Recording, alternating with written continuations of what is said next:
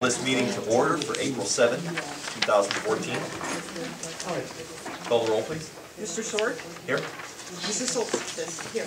Mr. Becker? Here. Mrs. Lovejoy? Here. Mr. Monroe? Here. Please stand for the pledge.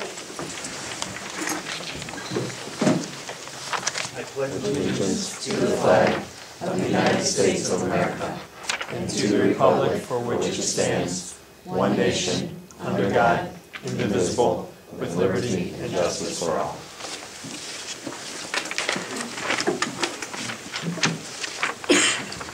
Start with Superintendent Communications. Before I introduce Mr. Summers, I was going to do a presentation on professional learning communities.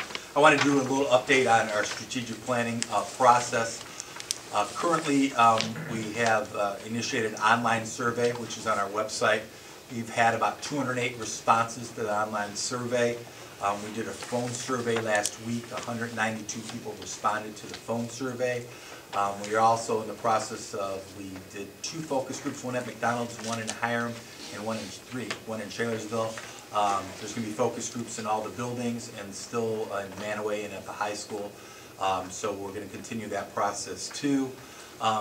Sometime at the end of the week there should be a random mailing out to people with the survey to get more responses. And sometime at the end of April, the board, myself, and Cheryl Emmerich, the executive director from the ESC, will have a work session. We'll try to collect the data and start looking at what the data means and start setting some goals and priorities for the district. So it's been an exciting process. It's been enlightening, a lot of good information, and I look forward to the process. So I don't know if the board members have any questions in that regard. Are we on target for how many respondents we were hoping for? Yeah, I think we're doing pretty well. You know, I think we're getting some good information. We'll see, you know, within the focus groups and then meeting with the staff. I know Cheryl's at the bus garage tomorrow, and then all the schools next couple of weeks. So I think once we get all that information tabulated in the focus groups and the random surveys will be interesting too to see what we get back. I mean, you usually look in anywhere between, you know, if you get 20%, 25%, that's really a good response rate, you know, statistically. So if we get something around that, you know, it'll look pretty good. I think we'll get some good data out of it. What was the turnout of those couple public meetings? Hiram was very lightly attended, and Shalersville too. McDonald's was good because I think people get breakfast, so they got some good response in there. She's going to do Jake's for lunch, so I think we'll have some good response there. So you know, we'll see. Okay. We emailed it out, made a phone call out to people to attend. It's been advertised. So you know, I don't know. I was just talking to Mr. Sork. I don't know if people do the surveys online and the phone survey, maybe they think that's input, they don't come to the focus room. I'm not quite sure, so we'll see. But we got a couple more coming up. So okay. I had a call from somebody in Hiram who said that their focus group was during spring break, and it was almost as if they felt that they could only go to the Hiram one if they lived in Hiram. I said, well, no, you can attend any. So. And maybe I'll do a call out just to remind people that you can go to one, so that might be a good idea. So.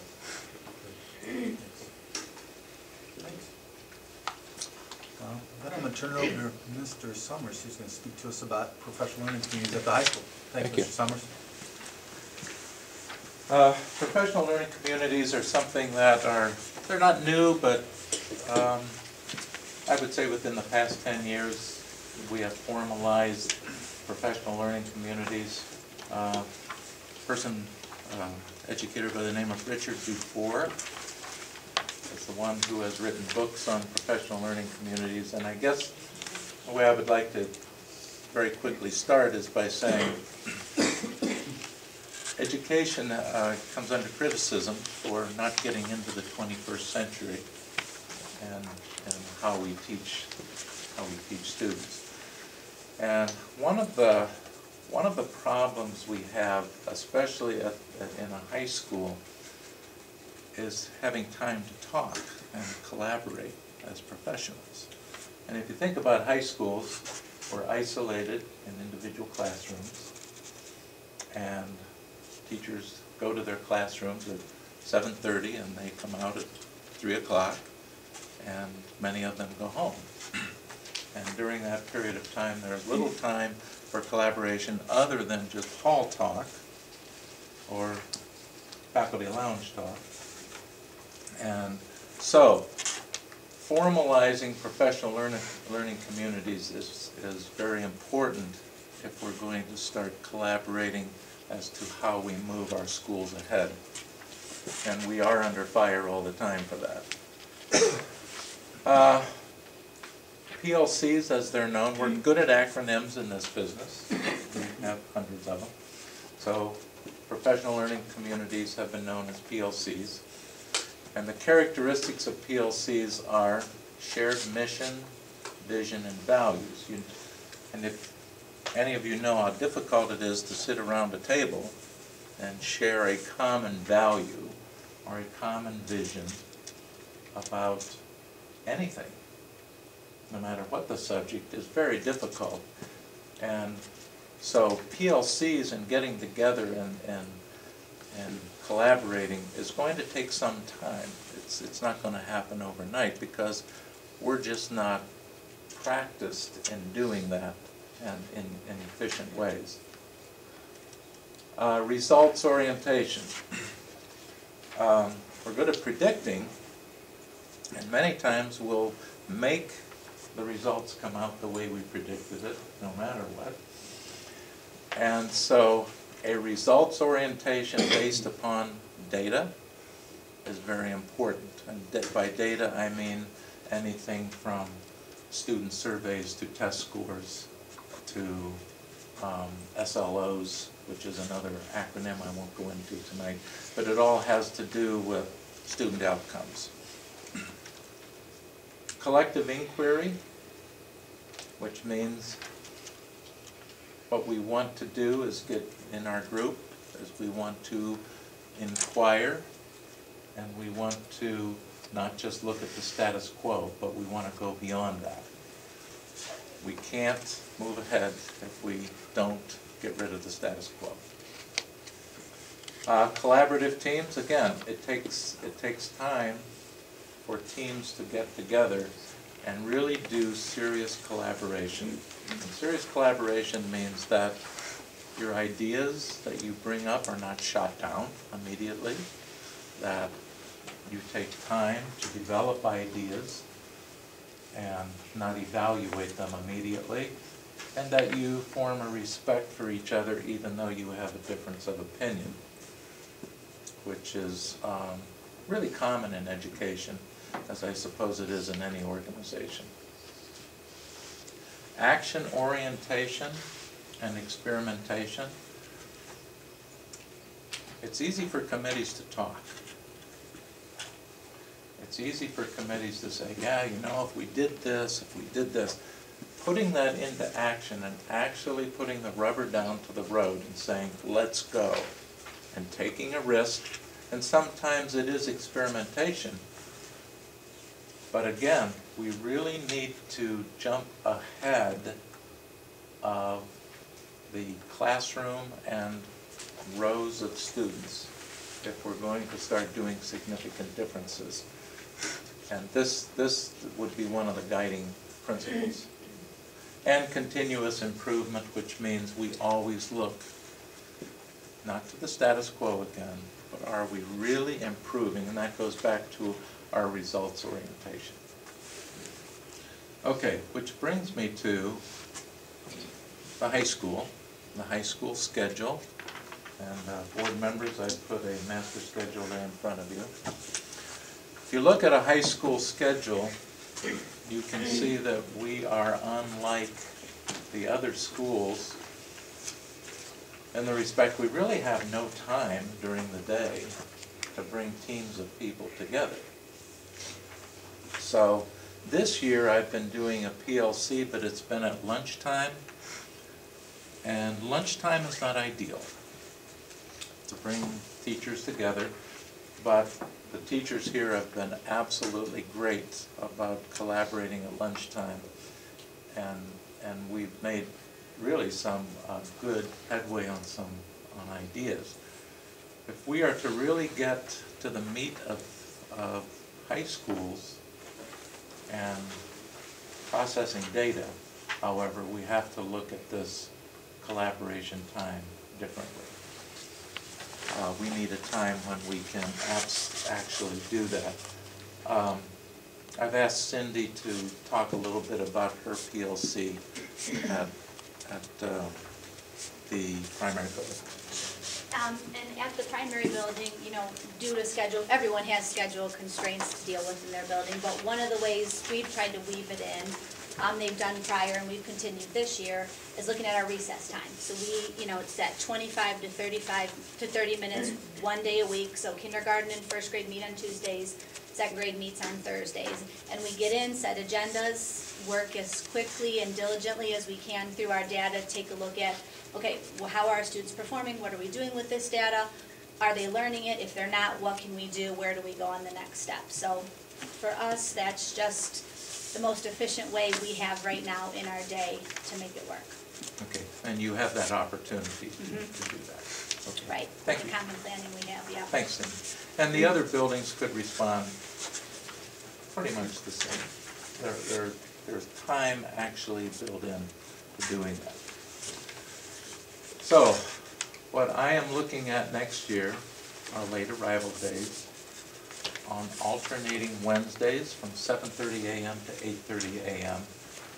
That would mean 3 minutes taken from each class twice a month. Okay.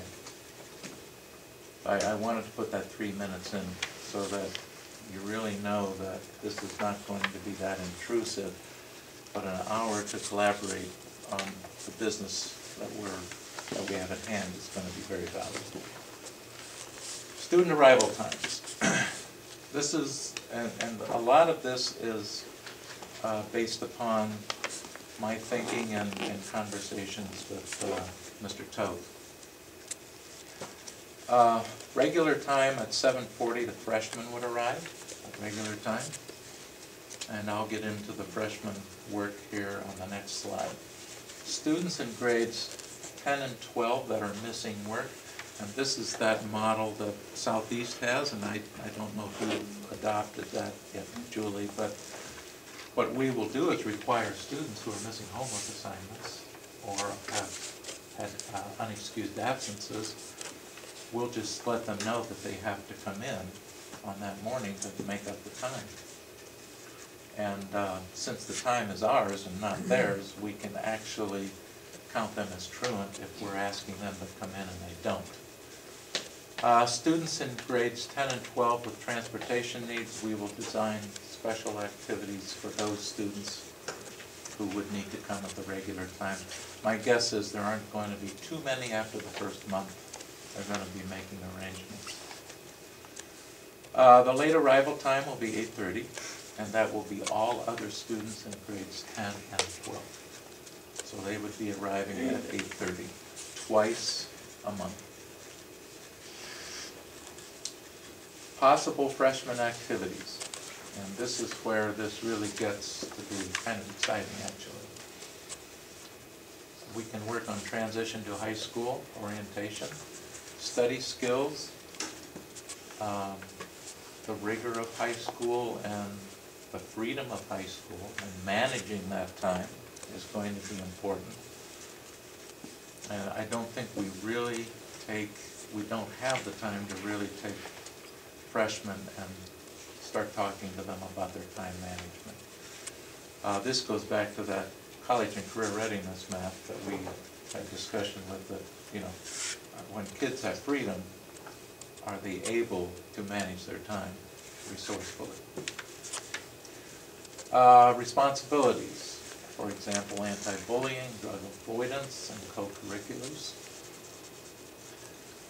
Leadership activities, sharing common ground. This is something that former school district we used to do. It's so valuable, bringing students together in a small leadership venue and discovering how people from all different walks of life have common grounds, more common ground than they know. We'd also develop the 5 practices, which is Koussis and Posner's leadership practices. That's the foundation of our leadership class. And the 7 habits of highly effective teenagers would also be a possible venue for our students as well. Also talk about the code of conduct, the implications of the code of conduct, and how they don't want to be in Mr. McMahon's office.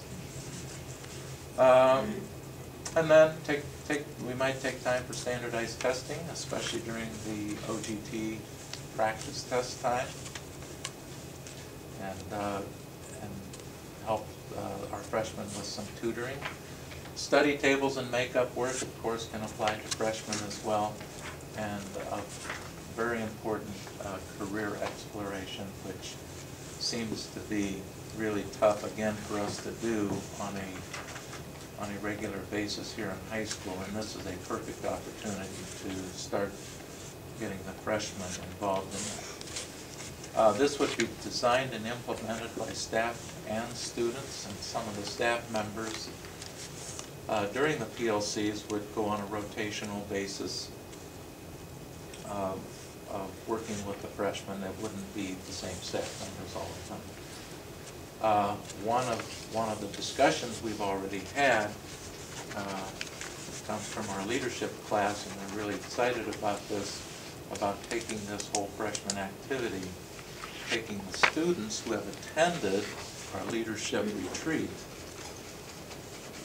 and having them help design and implement the freshman activities. And that would mean them, those students coming to school at the regular time. But our leadership students always seem to be on fire to really do that work. Benefits of the PLCs, there's only one. It's not to benefit the adults or the parents, it's student development energy. Everything we do in this school has to be around student development energy. We can't ever take our eye off that one. Questions?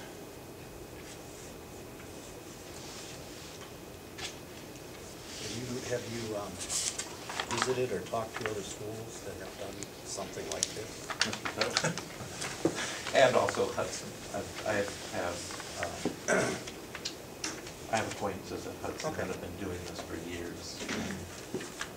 I think actually they take 2 hours, and I think theirs is every week. I think it is every week. I don't know what the time frame is. It's an hour and a half to 2 hours. Yeah. They take time there. And you get a lot of bang for your buck when you're talking about teachers collaborating on their common assessments and on their student learning outcomes. And what is the time for this? Next year.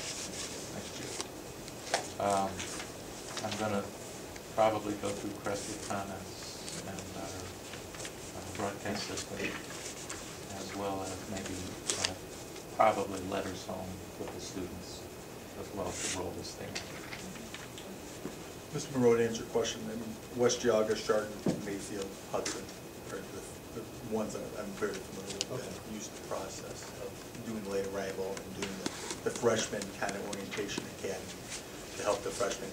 You know, the biggest research on a lot of these things is that, first of all, if you lose a freshman, you usually lose them for 4 years. So you got to catch them young. So you catch them as a freshman. Part of these activities are to catch the freshmen young. The other thing is that PLCs are based on the concept that it's more heads working together to solve one problem. And if you can get teachers working together to a common goal and give them time, they flourish because they're experts in their field and they can talk and share ideas, as opposed to being in isolation where they never get a time to talk, or as Mr. Summers said, you just talk in the hallway.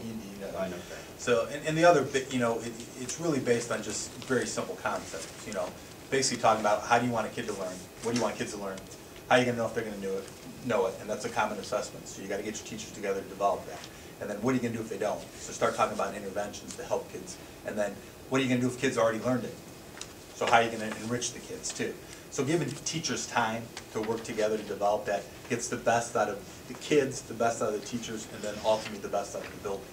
And that's ultimately the goal out of the PLC process in a nutshell. There would seem there would be quite a few sophomores, maybe juniors, for transportation issues. You'd be surprised on OGT days. There's not many They- here. When there's There's more a here way. on Monday than there are on Friday.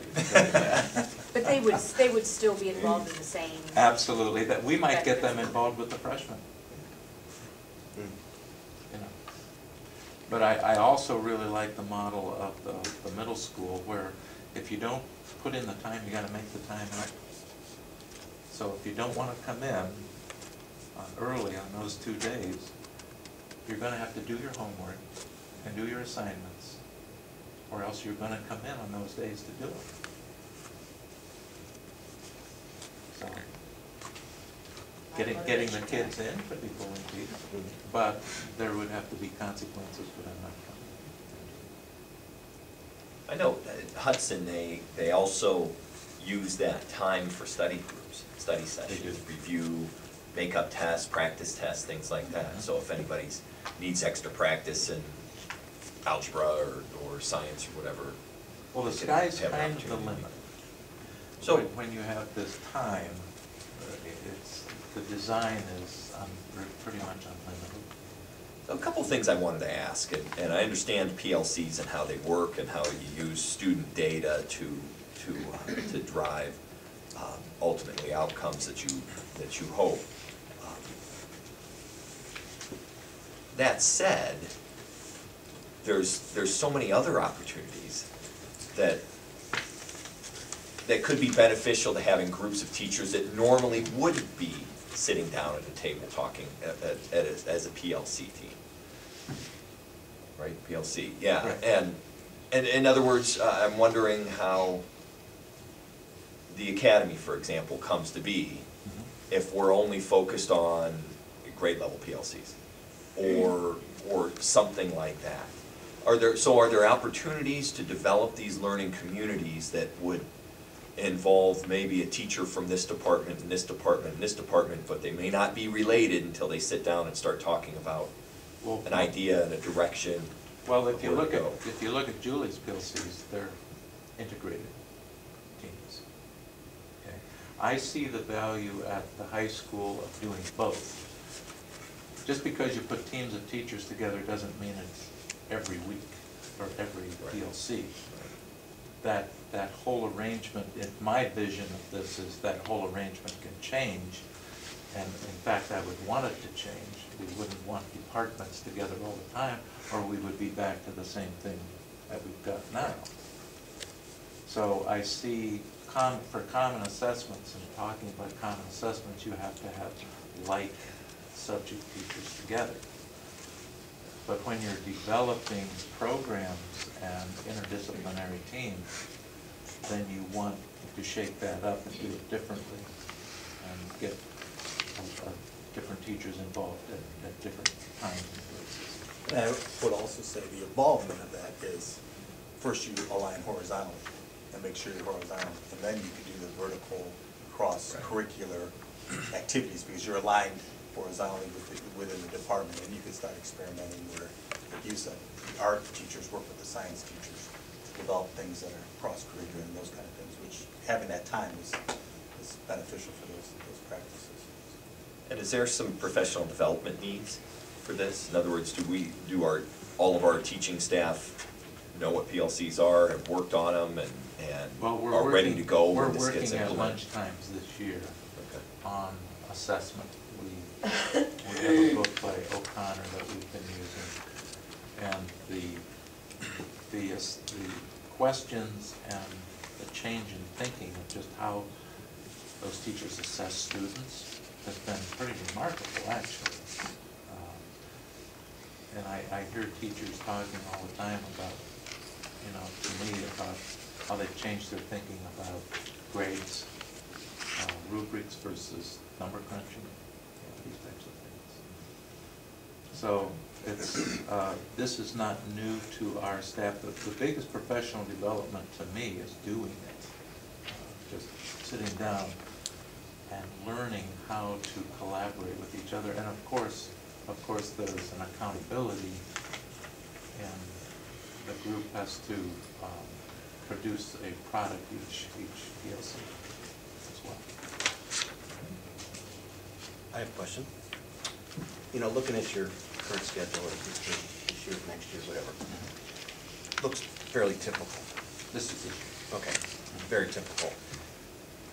Could, with some rearranging of this, where you're not stuck in the same modules or periods, help? Could. Okay, are we looking at that component at all? I hope it comes out of the PLC. Okay. I'm hoping that's one of the prompts that I'm going to really give teachers is what kind, we have block scheduling, all kinds of strategies in between there and the standard schedules. We have trimesters. Right, Right. right. Some schools are on trimesters. Okay. So I hope for me to give that top down in my observation over the years. It doesn't work because teachers rebel, but when they go through the process of doing that, I hope to have creative scheduling, and we're going to need it in the future. Sure. Okay, good. Any other questions? Thank you. Thanks.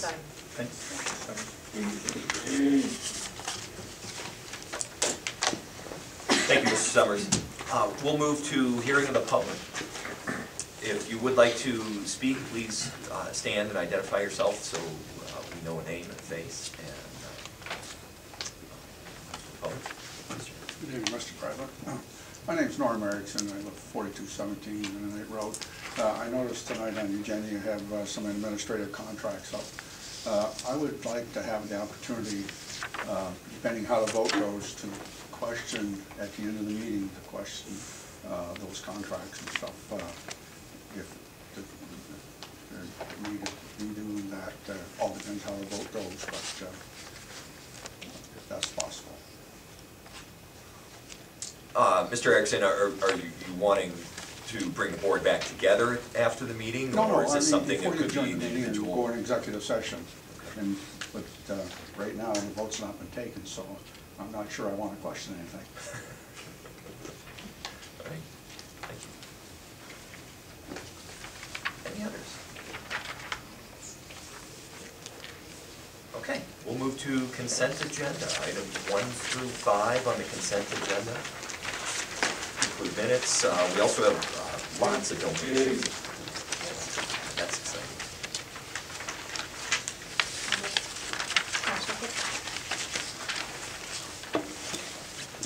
Discussion? Call the roll. Mrs. Lovejoy? Yes. Mrs. Soltis? Yes. Mr. Becker? Yes. Mr. Monroe? Yes. Mr. Sorg? Yes. Motion carries. Non-consent agenda. A little bit of background on number 1 for the first item on the non-consent.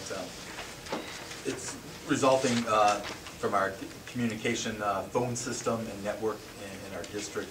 The current vendor that we use is no longer a licensed carrier, a license to carry the product. So there's a concern by Jeff Wood, our technology director of technology, that if the phones went down, the company could not immediately fix them to make them operational, and there might be a downtime for who knows how long before they got repaired. So he did extensive research to look at different vendors and got references on the Corporation Communications Consulting Incorporated, that's a licensed vendor for the product that we use to service it just in case it went down and as needed, and to get it up to speed, because we still are having some phone issues off and on throughout the district. So that's in regards to the contract. So number 1 is board approval to accept the agreement with Communications Consulting Incorporated for the district phone and network repairs and maintenance as attached. I'll move. Second. Mr. Becker, second. Discussion?